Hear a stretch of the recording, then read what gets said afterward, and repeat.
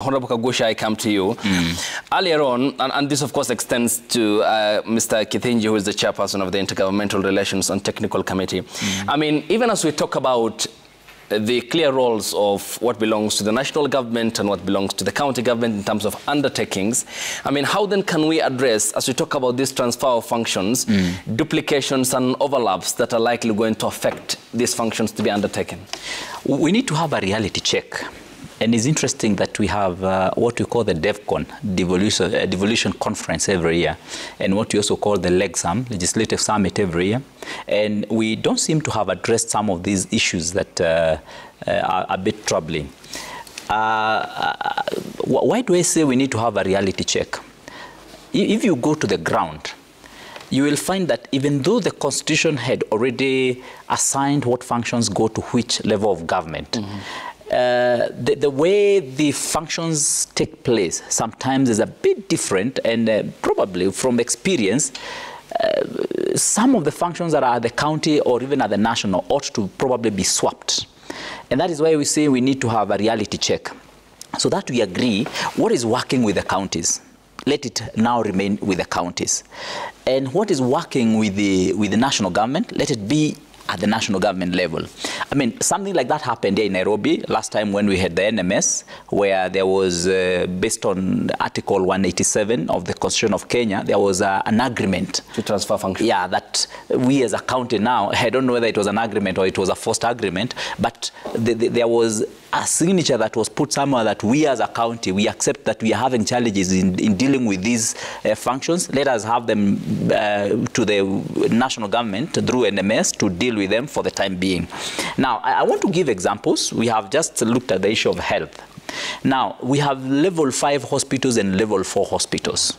The truth of the matter is, and from my experience, the county governments have not been able to run these facilities well. And you know, the two levels of government exist so that they can serve the citizenry and can be effective and efficient in serving the people of this republic who pay taxes. But as it is now, these two levels of hospitals, that's level 4 and level 5, have not been handled very well by the county government. You find that people do not have drugs in the hospitals. People do not access laboratory services in the hospitals most of the times.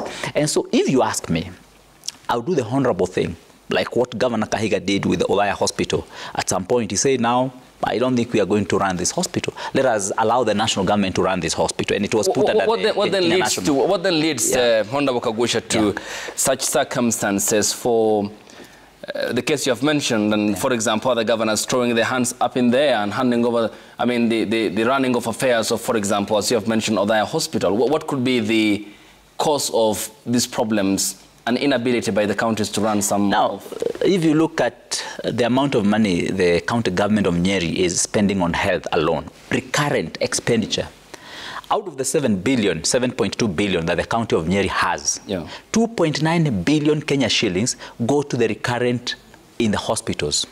And most of these go to the level 5. Now, we have just a few level 4s. We have Karatina, we have Mukurweini, we have Odaya, and now we have added another one in Narumoro, the one that the president did flag of, commission the other day.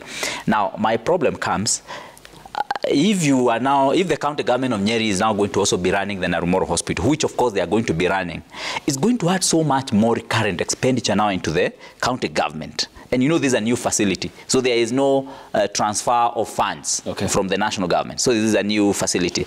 So that will make it almost untenable for the county government of Nyeri to render these services to the wananchi. I mean, and it's not because the governor doesn't want, but because there will be limited resources for this. Now, my take on this would be, the national government has come on board and has committed to help the county governments to run on the primary health care, on the issue of the CHVs, now who we are calling the community health promoters, the CHPs now. My take would be, this amount of money the national government is willing and ready to commit to the CHPs